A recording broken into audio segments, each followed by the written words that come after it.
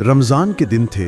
हज़रत अबू हुरैरा रज़ियल्लाहु अन्हु को नबी सल्लल्लाहु अलैहि वसल्लम ने फरमाया कि ज़कात के माल की हिफाजत करो। रात को एक शख्स आया और चोरी करने लगा। हज़रत अबू हुरैरा ने उसे पकड़ लिया। उसने कहा, मुझे छोड़ दो, मैं गरीब हूँ, मेरे बच्चे भूखे हैं। उन्होंने छोड़ दिया। अगली रात फिर वही शख्स आया और चोरी करने लगा, फिर पकड़ा गया और फिर माफ़ी मांगकर छोड़ दिया गया।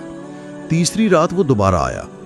उस बार हज़रत अबू हुरैरा ने कहा कि अब तो मैं तुम्हें नबी सल्लल्लाहु अलैहि वसल्लम के पास ले जाऊंगा।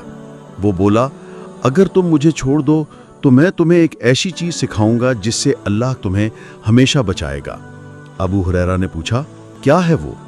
उसने कहा, जब तुम रात को सोने लगो तो आयतल कुर्सी पढ़ लिया करो। अल्लाह का फरिश्ता सुबह तक तुम्हारी हिफाजत करेगा और शैतान तुम्हारे करीब नहीं आ सकेगा। सुबह अबू हुरैरा ने ये बात नबी सल्लल्लाहु अलैहि वसल्लम को बताई।